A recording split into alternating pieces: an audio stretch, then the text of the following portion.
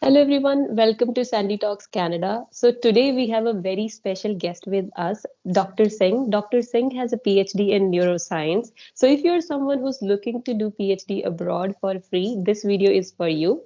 But before we go in depth in this discussion, let's welcome Dr. Singh to the show. Dr. Singh, welcome to Sandy Talks Canada. Thank you, Sandy, for inviting me over to your show, and I'm happy to answer any questions you have today. Okay, so first of all, thank you so much for coming. And my question would be, what do you suggest? Like, someone from the audience wants to do PhD, so how should they plan for it? So it's a very good question, Sandy. But the first thing is that why you want to do a PhD? That's the very first question you should be asking. Okay. And the point is, what's your long-term goal and what's your short-term goal? And what after PhD? That's very important because if you want to do a PhD and thinking of becoming a professor, at least in North America or in Europe in general, then you should know that there is less than 5% chance of getting a faculty position. So if your goal is getting a faculty position, it's not that you just do a PhD and you get a faculty position. You need to invest time in postdoc positions at least for 5 years after your PhD. So you kind of think of it as an investment for next 8 to 10 years. So Okay. like including PhDs and postdocs. So like at least say 4 years of a PhD, 5 year of a PhD, or maybe six, seven, depending on your field and your experiments or your work.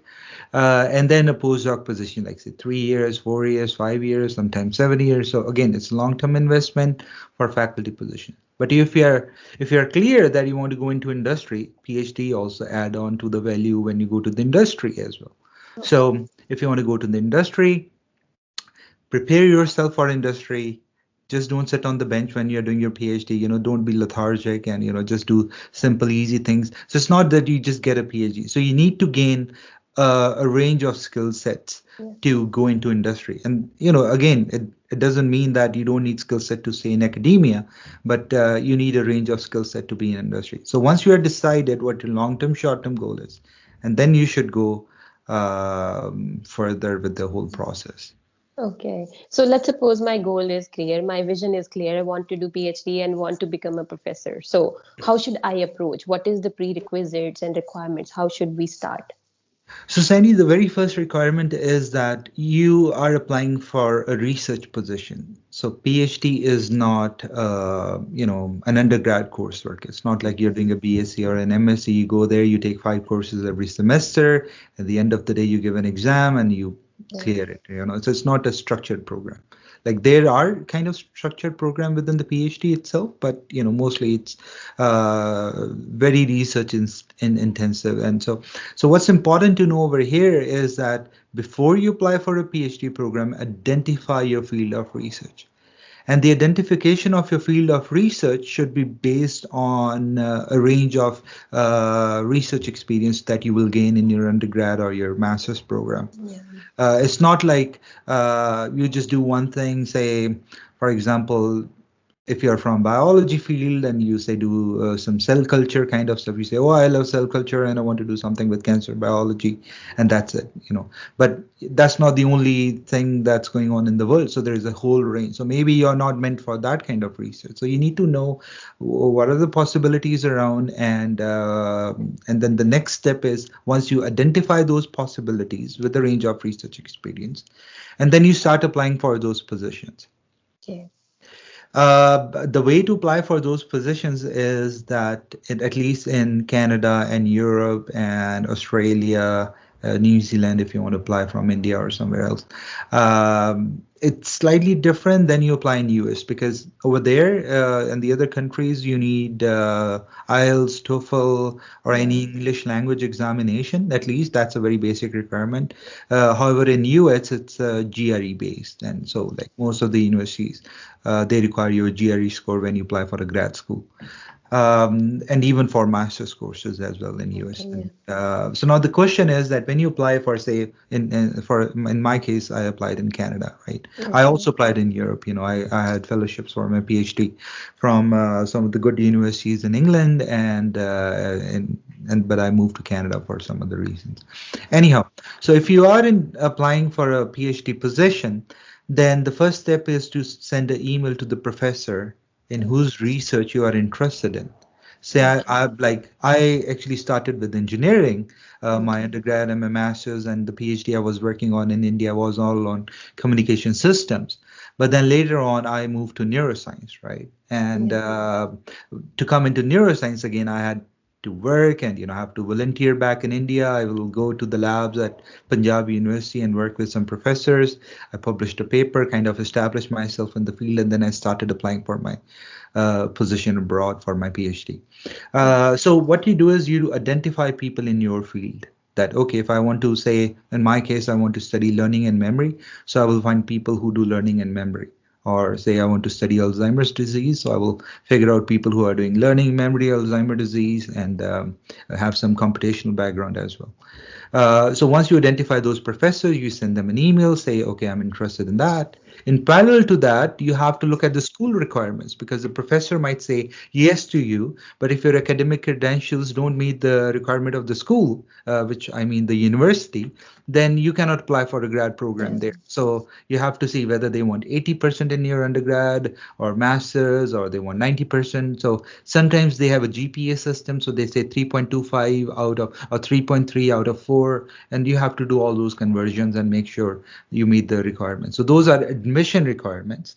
But Okay. a very important requirement is that the professor accepts you Accept as a you. student, right? Because he's Okay. going to endorse you or she's going to endorse you when you apply for formally for the program. Yeah. So the English language requirements, the academic requirements by the university. Now here is another caveat. Like in India, the bachelors in science, BScs, are Okay. usually 3 years. Like I did my Yeah. engineering, so engineering is a 4-year program, and then I did my master's, it's a 2-year program Yeah. in India. But if you're doing a BSc, say in medical or non-medical or whatever area you're doing, it's usually 3 years. And so over here, an undergrad is considered as a 4-year program, 4 years. not a 3-year program. So the master's from India is not a master's in Canada, like a Okay. 5-year master's. So like if you do Okay. 3 + 2, 5-year, 3-year BSc, 2 years master's, then it's not equivalent here. So that Yeah. you have to do. So you have to come here and do a master's again. Again. But the good thing is that within your master program, you can transfer to PhD. So Okay. you can spend 1 year and then you can transfer to PhD. Okay. They will consider that thing if you So took so you don't admission. get a master's, you just get a PhD. Okay. But you can also spend 2 years, finish your master's, and then start your PhD again. So the Okay. advantage of transferring is that all the work that you have done in your master's is carry forward to your PhD. So you save a year or so in that way. Okay. So That's good to know. so you have to know all these dynamics around it. But the very important thing is you have to be skilled. Like you need to have a research experience. I have Yeah. people coming to me asking the same question. Hey, we want to apply for a PhD, and they have no clue what research is all about. Okay. Research is not 9 to 5. I Yeah. spent Sometimes I spent 18 hours a day in my lab. Like that's not the requirement, Yeah. but that's what you have to do sometimes Hmm. because of your experiments, of your research, because there is some deadline. Yeah. Um, so yeah, so this is very important. This is the requirement. I Yeah. have one. I'm very curious to know that you had the engineering background and then you transition over to the neuroscience, right? These are the two different fields. If you can tell a little bit about that, if someone in the audience or someone interested want to change their field, how did that happen? Yeah, it's a very interesting question, but I can talk for hours on my transition. But in short, like if you want to change fields, then you have to prove that you're really into that field. And the way you prove it, like this concept is not very common to Indians in general, at least I know for that. And the concept is of volunteering. Like, so volunteering is like free thing. Like you go to a lab, you talk to a professor and say, hey, say I wanted to. So when I wanted to switch to neuroscience, I went to a professor at Punjab University, and I said, okay, I'm interested in this. I have no skill set, but if you let me work in your lab, I will work for free. And at the end of the day, we will write a paper and we will publish it in a good journal. So it's a kind of a win-win situation for both the professor and you. So he's paying you nothing and you're working for him for free. Nice. But what you get at the end of the day is the experience Yeah. that's going to lead you switch your field. So I Field. I was doing communication systems, interference in wireless communication networks, and then I literally transitioned from there to learning and memory and neuroscience. And so, like, it's possible, but you again, coming back to the very first thing I said is, what's your long-term goal? Because you could be excited in million things, like Yeah. if you just count the number of things you get excited in a day and write it down, there are at least 50 things, you Yeah. know and but you cannot do all of them, so you have to pick one and make sure that you're good at it and your long-term goal is clear. That's very important. And now the thing that's keep coming on my mind is the funding. Like you mentioned that you didn't pay anything and you got all the funding for your research and fellowship. How did you do that? How can someone approach that if they want to consider PhD? So if you are competitive enough, like your CV is very strong, you have publications, like, again, publications doesn't mean in a shitty journal, sorry for using a bad word, but like, there are like people I've seen, they'll say, oh, I have 10 papers, but that 10 papers means nothing. They're garbage because they are not in good journals. So you have to publish in good journals, that Okay. sets the reputation. So if you have good reputation of academic excellence, then, so the first thing is you write to a professor. Professor usually considered paying you some fellowship if they have a funding. So either the professor pays you or you apply to the school and the school pays you. So the school gives fee waiver fellowships, or sometimes they give additional support. The another good thing is when you do a PhD, you get teaching assistant position. So that's a guaranteed source of income for you. But that's not enough. Like maybe you will get like 7,000, $10,000 for 1 year.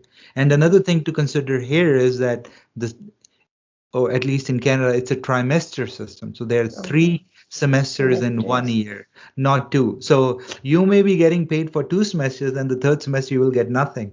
So Yeah. either you have to stay in the first 2 semesters or make sure. And sometimes you get summer, because there are some courses people take in summer as well. So you can have a summer semester fellowship as well. But like it's for 1 year in general. So it could be Okay. divided over 3 semesters. Anyhow, so one is from the professor directly. So the professor has a grant. He pays out of the grant money and pays you for your living. Okay. That's the one. You can get somewhere. It depends how you negotiate with the professors. If you're like, again, competitive enough, he wants you. He's going to pay you the right amount. Like if you are like on the lower side, they even say, okay, I'm just going to pay you $1,000. That's it for a month, which is not enough. You need at least $2,500 in your pocket to survive, because you're going to pay rent, you're going to Yeah. go out, hang out with your friends. So anyhow, and then you have to pay fees as well. So Yeah. sometimes the university give fee waivers. So fees is expensive, $18,000, $20,000, depending on the school. And then the school gives tuition waivers. They give maintenance allowance. TA is kind of guaranteed sometimes. So yeah, and then if you come here, you can apply for another fellowship. So they're like, Okay. again, there are very few fellowship for international students, and mostly for citizens and PRs. Uh, but if you're lucky enough, you can get a fellowship, so it helps you. Yeah. So Okay. that's how you do So, it for free. okay. That's So, all in all, I can summarize it. First, you need the skills to prove like you deserve it, right? And then you apply for multiple scholarships, fellowships, and stuff. yeah. It's not just one thing you apply and then you got The it, more right? you apply, the more chance you have, because it's not Yeah. guaranteed. It's not like, Yeah. they're waiting for me. Oh yeah, we are waiting for Surjit Singh, His Highness, to apply for a fellowship, and we are going to give him something. Yeah. Again, if you're doing a PhD, make sure you come on a fellowship, you apply for a fellowship. Don't come for a PhD without any funding. That will be a nightmare, Okay. because the PhD is, again, I'm not, scaring you guys off doing a PhD, but PhD needs, a lot of effort. Like I spent a lot of time, at least I can say for myself. Okay. I spent a lot of time on my work. So, and you need to enough money so that you can just go and have a drink, or, go for a coffee without even thinking about it. This is a very helpful session. Thank you so much, Dr. Singh. Thank you, Sandeep. It was good to see you. And if you are interested in doing a PhD from abroad for free, please Yeah. watch the video till the end. Okay. YouTube पर मैं लगी जाना